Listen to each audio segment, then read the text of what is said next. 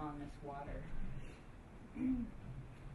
Oops, I should have said, so within this, we've got, there's no one place that's good for measuring everything. Where the picture is taken from is Putney. That is our free air place. That's a fantastic place to measure wind.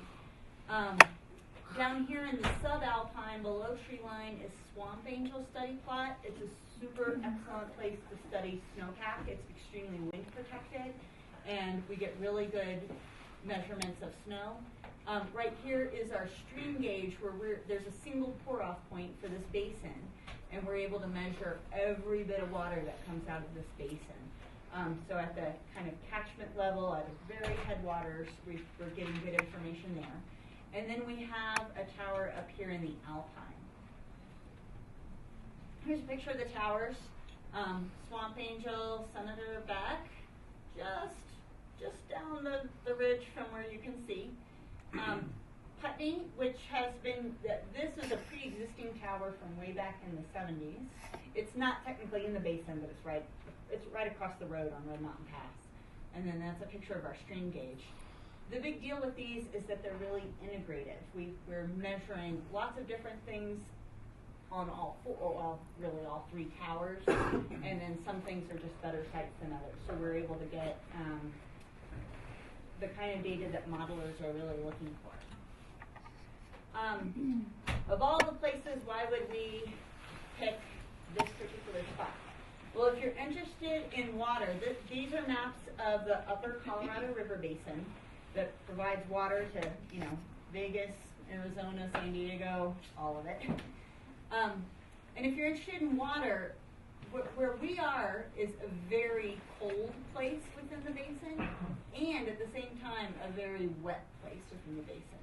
So it's really situated in an ideal spot. It's also right downwind of the all this desert Colorado plateau, where we get dust from. And so we're really a century site for several different reasons. Of the government agencies, really it's the Bureau of Reclamation that has the biggest stake in, because they manage the water for the West. They have a big stake in the data we provide. And one of the first big questions that we always get is, with climate change, are we going to get more or less precipitation? And so far what we're finding is that there is so much variability in precipitation in the San Juans that overrides being able to find any trend at this point. And this is just a little, so observed changes are small compared to the variability, making statistical detection of trends difficult. Now that's with regard to precipitation, not temperature. So this is going to be the side-by-side slides that have been up there before the talk. This is year before last, where you remember we had the big winter, especially a really big spring, and it just kept snowing and snowing and snowing, and it didn't stop. So on May 11th, at our spot where we think it's the best place to study snow. Come on, mouse. Okay, that instrument right there is our sonar, how we measure the depth of the snowpack. It's measuring just the height of the snow, essentially. Here we've got about 100 inches of snow on May 11th, and it's definitely not the highest it's been, but May 11th, 100 inches. Exactly a year later, nothing, 0 snow. So the precipitation is just incredibly variable. This gold line is last winter. This is showing the amount of we measured precip, the amount of, not snowpack, but actual water. For the water year, which starts in October, goes through September, last year we only had about 900 millimeters. The year before that's the gold line, about 1,400 millimeters. And up until then, we only had this much variability, but we've only been studying this for in this place for 10 years. So we got a new look at how variable it can be. The sad news is that the black line is this year. So we are behind even last year. now we were looking at precip and snowpack, how that turns into discharge. The black line is last year, where we had very early snow melts. So it just quit snowing. It's kind of the faucet turned off last spring, and and we have been getting dust every year. We did get 12 dust events last year. Not as much as in 2009, if you remember the big kind of what some people have called the Martian winter. But we did have dust, and that did impact this early melt here. And so, our flows were really high for the date, but of course it leveled off really early. The year before that, when it just kept snowing all spring, the onset of melt was really where the arrow is, and that's where the dust layers for that year finally were exposed. And in combination with it was so late, our days were really long then, and so the melt happened at a steeper rate up through there. I'll show you the San Miguel hydrograph, and it's just a little more messy, but it's the same thing. You see super high. The red is where there's actually missing data, but this is 2 years that we're looking at on this one graph. So super high and a bit late melt year before last, and a very steep descending limb there. Then last year, this early melt. Some of these here are rain events. This is a big rain event in July, but a very early melt, a lot less water compared. The yellow is the median for over 75 years. But the kind of hallmarks of what we're looking at potentially for this year is early melt and a very steep kind of going back to baseline flows with rain. This is, I think, a really interesting thing. The blue column, so this is the big winter. Whoops, what's going on? Okay. This is winter before last winter, current winter. The blue columns are precip for each day of the water year, starting in October. The red and green lines is the height of snow. Red is Swamp Angel. The green line is at our alpine site, Senator Beckett's wind affected. It's pretty much always lower than the subalpine protected height of snow. What we found was that these 2 years, huge variability in precip. However, up through March 1st, around right now, exactly the same number of storms. So same number of storms. And the two differences, we did get more precip out of the storms we got year before last. The other thing is that after March 1st, it just kept snowing, 15 additional storms. Last year, we only had 8 storms after March 1st. In fact, I think we only had 1 storm in the month of March. Yes. Yeah. So the way we count storms is it's got to be at least 12 millimeters of water, which is about ½ inch of water. And if there's a break of more than 12 hours and where we don't get any precip, then we start counting it as a separate event. So snowing without a 12-hour break and resulting in at least ½ inch of water. So this year, less storms than previous years. We also have a lower snowpack than even last year. And looking at the snow tells in the surrounding area, it's telling the exact same picture as what our study sites are showing. How much snow is ½ inch of water on average? 6 inches. 10 inches. How much snow does it take to equal a ½ inch of water? Oh, pretty darn well, let's see. 6 or 8 inches? Variable, but Yeah, 6. Yeah, of course. I'm trying to Spring think snow of our is last like couple. We had several storms early in the year where we got like exactly 12 millimeters, and yeah, in our wind protected place, 6 inches would be common. But we've had in the past, when we get those kind of, they call them atmospheric rivers, where we get that spout of water basically coming from Southern California, and it's really wet. It's going to be a lot wetter than that, and then we've had super dry. So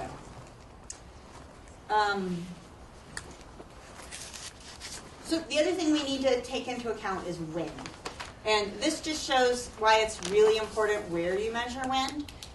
These are these wind roses from Putney here in the middle, Swamp Angel here, and then the Alpine site here. This is of the exact same storm, exact same period of time, and these are really close to each other. Our basin's only 700 acres. Putney is pretty much free air. There's not any terrain effect to speak of.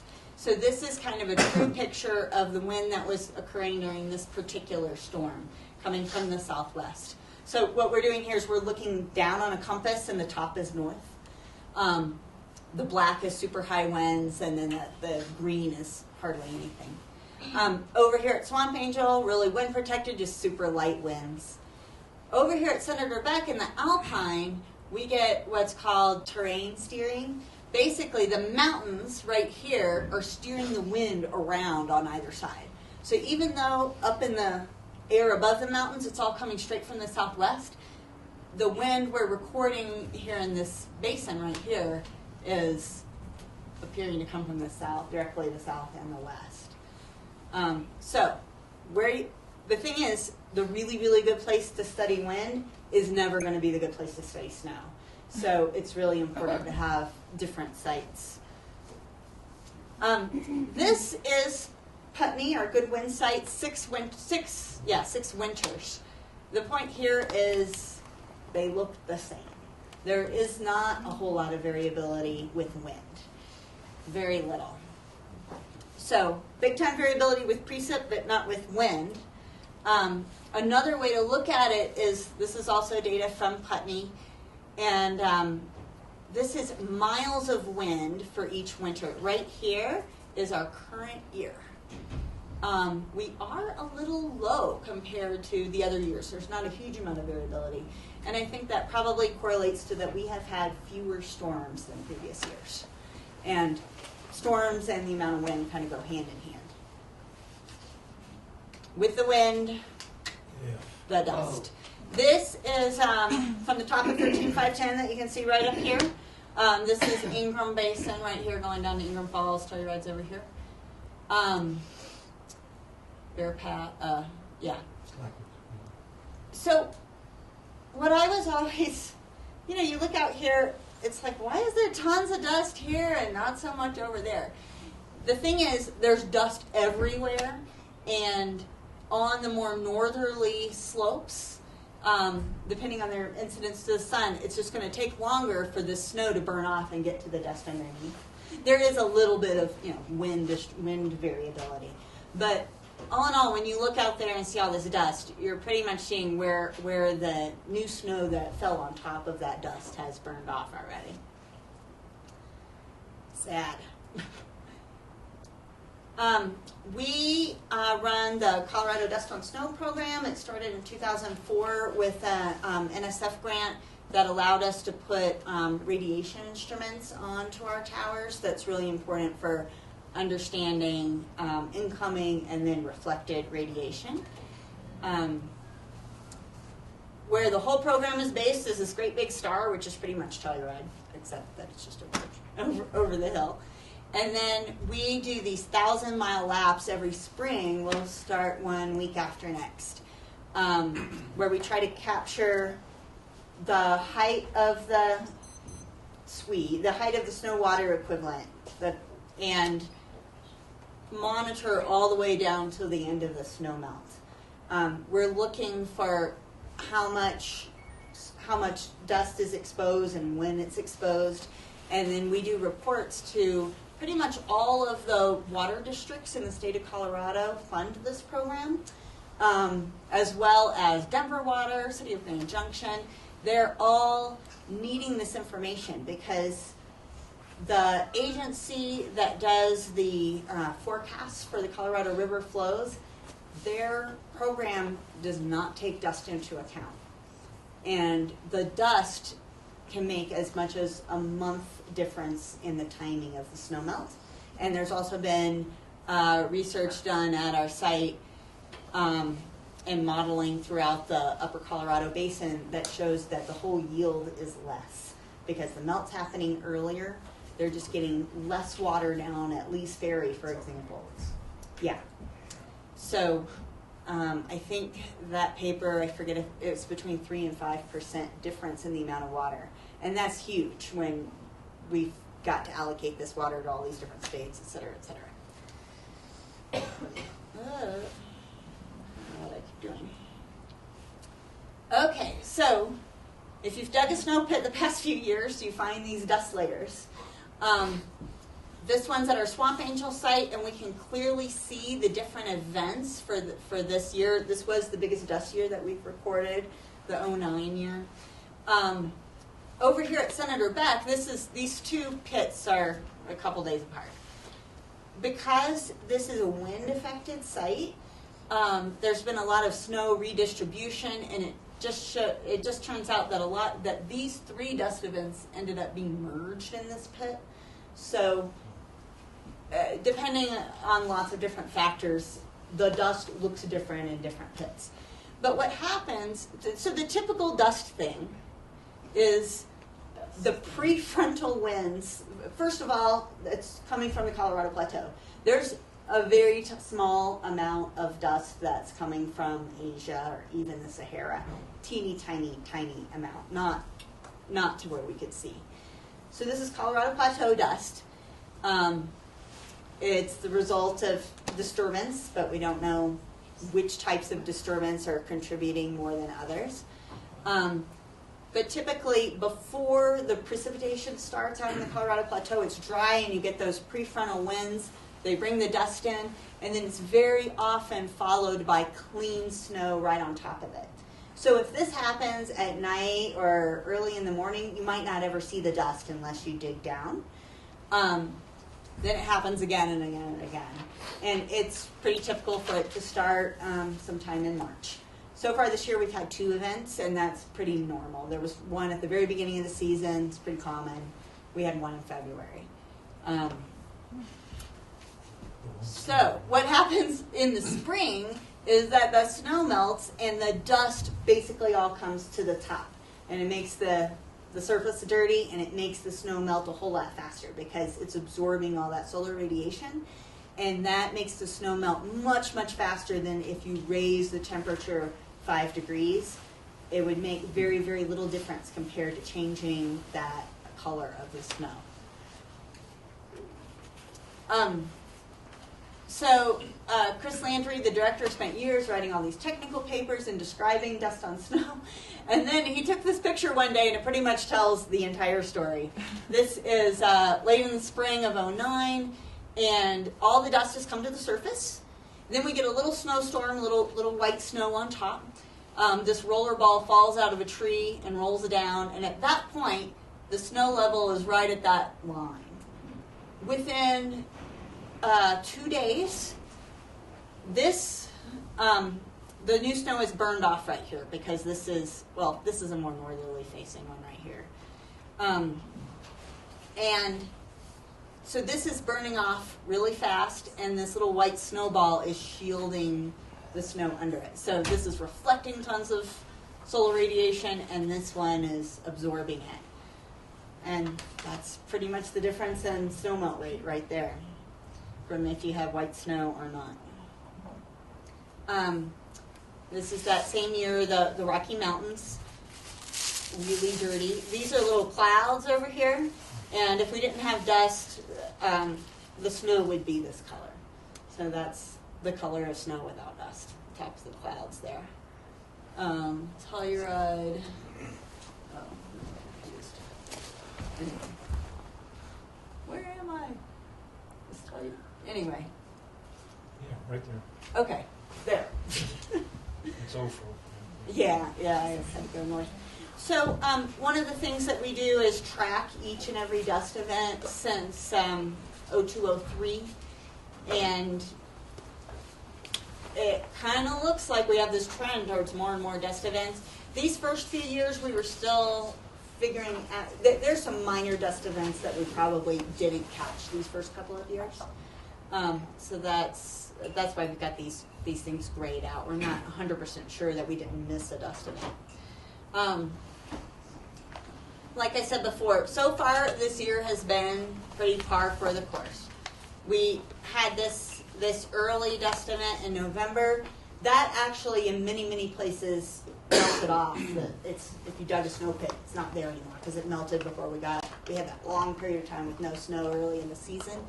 Up in Senator Beck, most of it, that dust is still there. And then we got one middle of last month. It was about the same amount of dust as this one, the same mass.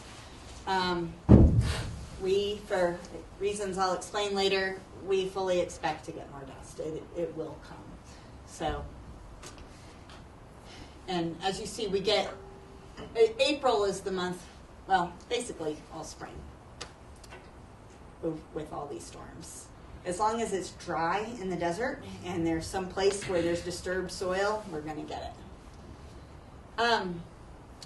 This is just to kind of show, again, the impact of the dust. And I picked this hydrograph because it's real clear. I'll show you the San Miguel too. When we're getting these spikes in runoff right here, it's really when it correlates when dust is exposed in this watershed. So the dust is bringing us earlier snowmelt, and then the gold line again is that median and steeper than what you would expect descent back to baseline flows. Here's the San Miguel for the particular year that we're talking about. That was the most dust, the biggest effect. It's a little funky because this is a huge rain event, as is that. But you see, dust got exposed right in here. Boom! Huge blast up and runoff. Whoa! I keep hitting something and I don't know what it is. Okay.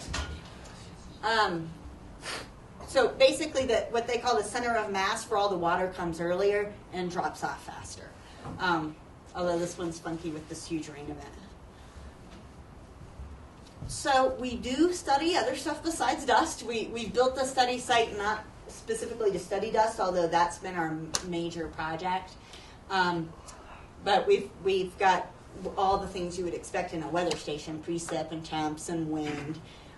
We have invested quite a bit of money with the help of an NSF grant on radiometers. We have pyranometers and pergiometers that measure long wave and short wave incoming and reflected radiation, which is really important for the climate modelers and for modeling snowmelt as well. We also study vegetation and soils. All of our we have instruments going several layers down into the soil showing temperature at different places, as well as set instruments in the snow going upward up to 40 centimeters above ground. So we're able to look at our data from the office and see different temperatures within the snowpack, which is kind of cool. We still dig pits though. One thing we were excited about is we've got a whole lot of academic papers that have been published utilizing our data.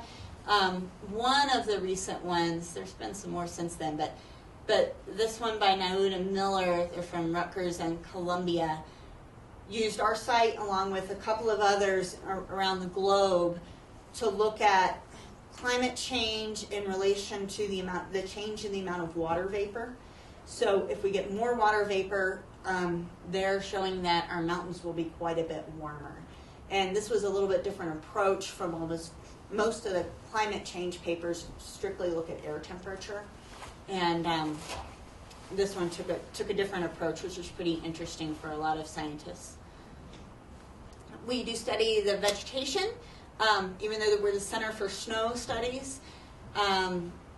Snow does have an impact on, vegetation does have an impact on the snow system. And also, obviously, it's a bellwether for regional climate change as well. The big project that we are going to do this summer is looking at spruce beetle. We have a pretty healthy forest in our basin, and I don't think there's big spruce beetle here, but it's on its way. It is just down there. They are right downwind of us, and they're coming. So we want to get started on getting a good baseline of the health of the trees in our basin and in the area. And we're actually still looking for funding for it, but we feel like it's kind of emergency funding. We need to this is a really unique opportunity to get a handle on what this healthy forest looks like before the beetles arrive. Whoop. Well, this is just kind of an boo. Don't move anything. This is an aerial photograph of the forest around Swamp Angel. Actually, the tower at Swamp Angel is right there. But we think our basin is a small enough size that we could actually count and assess the health of every single tree in the basin, which is kind of cool. There's a whole bunch of other researchers looking at snowmelt modeling and radiative forcing. So that's really exciting. The only problem is a lot of these researchers, their grants cover them doing the work, but there's not typically a line item for data or for the study site itself. So we really struggle with fundraising, even though it's being utilized by a lot of people. So I was going to kind of wrap up with some forecast news. Brace yourself, it's not very happy news, but there's always next year because remember all that variability. Right now, the forecast is for continued drought. Really the big question is, will there be wind with the drought to bring that dust? And the answer is yes, most likely. Temperature outlook, this is a 3-month temperature outlook for March, April, May. So we're looking at being warmer than average. The EC here is equal chances, so equal chances of being colder or warmer. And we are in here in the not crazy warmer, but warmer. Precipitation outlook for the same 3 months, below average. So looking at above average temps, below average precip, and persisting drought.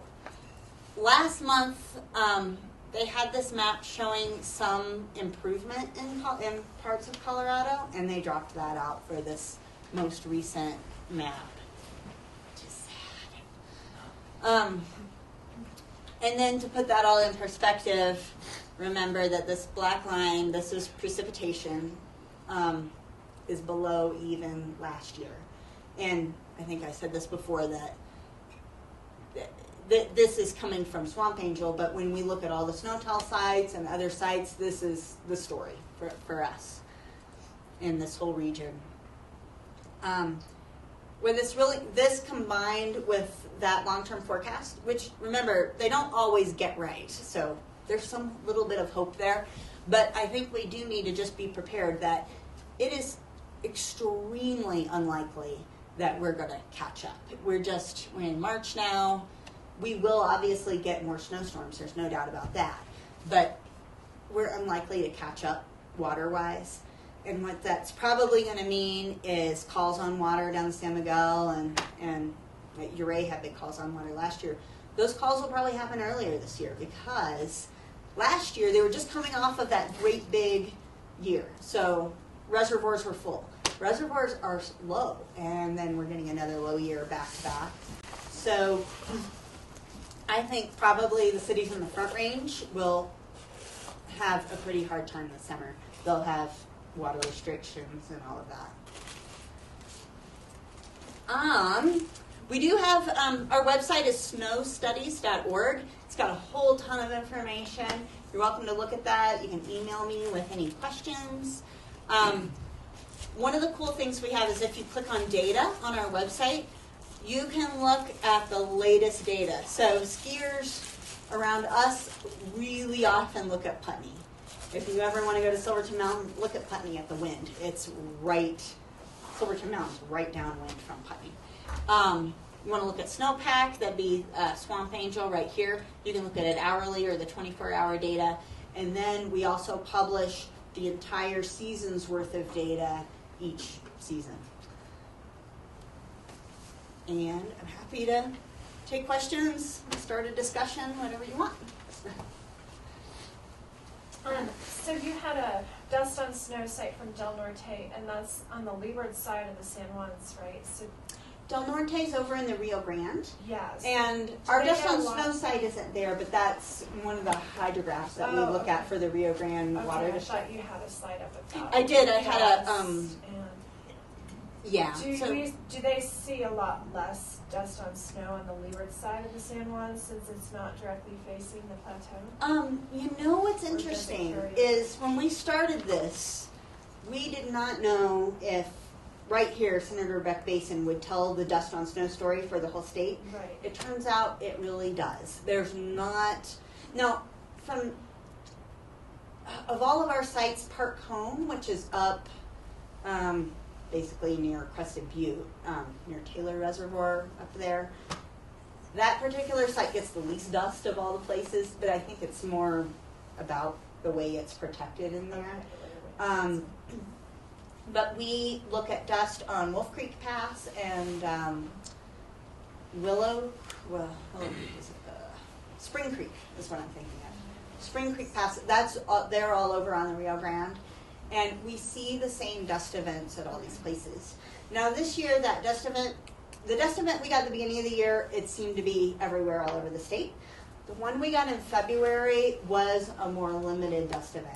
There was a little bit over in Crested Butte. I don't think Steamboat got it. We think there's probably some times that northern Colorado gets some dust that we don't if we're getting northerly winds, like maybe more from northern Utah. yeah. But by and large, these big events that are really changing the albedo of the snow, the color of the snow, they're affecting the whole state. Okay. Interesting. Yeah. Thought maybe the more windward western slope. We may be could getting all more Get mass, more dust. but we don't have those numbers specifically to see if we've got more mass than they do. But the albedo change is definitely And are there. places all the way on the Front Range, like Niwot Ridge and all, Now they are Are they not seeing getting a lot as of much dust? dust. They are getting some, like in 09 they got a big dust storm. Right. They're not getting as much for Okay. sure. But those locations are affected because they're affected by the snow melt because they rely on the same water. right. The water that's Yeah. getting the dust. You have a question? Yeah, there's a new phenomenon in the oil and gas industry, these evap ponds. And some of the evap ponds are accelerated with snow guns in the Colorado plateau. So it atomizes the pond and puts the moisture in the air. Oh, okay. And so what we know from HVAC studies the last 50 years is that we can't just rely on sensible load, we have to look at latent load. So that's where you saw the changes with that data, is instead of just measuring air temperature, we're measuring the amount of energy in that air, which is heated water. Okay? And so now you have miles, cubic miles, Over because of here. the depth of the ponds. Oh, okay. And then the surface area is somewhat irrelevant now that they're using snow guns to blast or atomize water vapor into the air. So now, so we're looking at cubic acre feet instead of just surface area. Are you positioned with instrumentation to identify that as affecting your systems methodology, as well as can you pick up the VOCs and the other things that are now airborne? I guess, two things. I don't know if I'm going to be very good at answering that, but I can definitely pass that on to our director, who might be better. For sure, oil and gas exploration is one of the things blamed for increased dust, but that's a separate issue. We do have an instrument that's a solar photometer that measures particles in the air. It's actually not our instrument, it's part of this AeroNet system. But So it's a basically, I'm not refractometer. sure. I'm not sure if we don't have an instrument that samples the particles.